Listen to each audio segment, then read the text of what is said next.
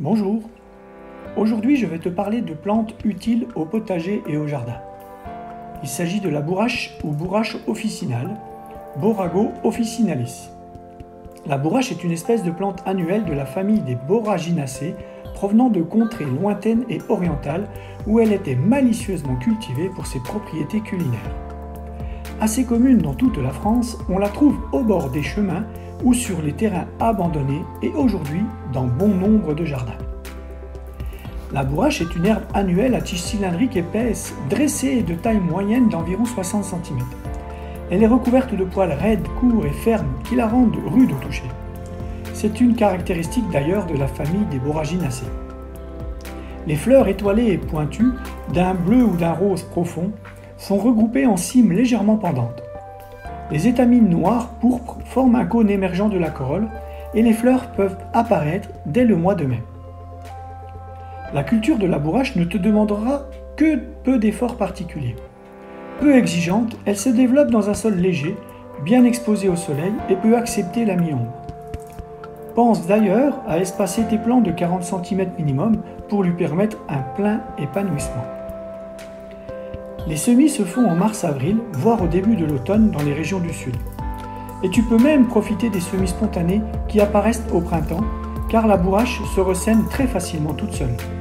Elle peut même devenir envahissante si tu laisses les nouveaux plants s'installer, ce qui, d'ailleurs, la rend parfois indésirable. Mais avant de la cataloguer parmi les mauvaises herbes, il est important que je te rappelle qu'elle fut il y a longtemps cultivée comme un légume et un condiment. De la bourrache officinale, ce sont aujourd'hui essentiellement les feuilles et les fleurs qui sont consommées. Tu pourras manger les feuilles au goût subtil et étonnant de concombre, crues et hachées en salade ou cuites façon épinard ou en beignet.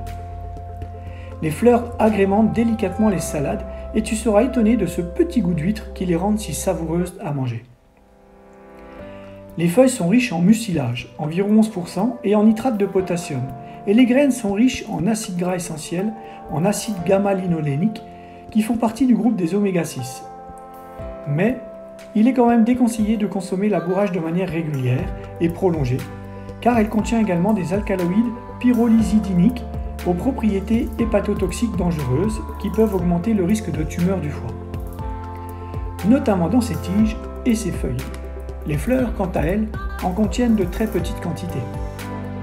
Aujourd'hui, l'huile extraite de sa graine est très recherchée par sa teneur extraordinaire en acides gras essentiels, qui, je te le rappelle, est l'arbre #1 pour lutter contre le vieillissement de l'organisme et de la peau. Au jardin, cela peut être pour toi une plante d'ornement, mais ton côté jardinier sensibilisé à l'agroécologie ou à la permaculture en fera une plante de compagnonnage essentielle.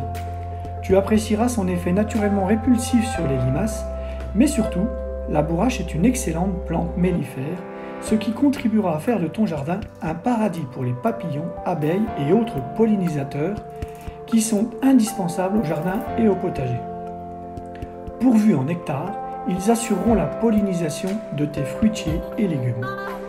Et en plus, semer ou planter des plantes mellifères contribue à favoriser la biodiversité et à leur sauvegarde. Alors, n'attends plus et plante vite fait la bourrache. A bientôt pour une nouvelle présentation de plantes utiles aux jardiniers permacoles.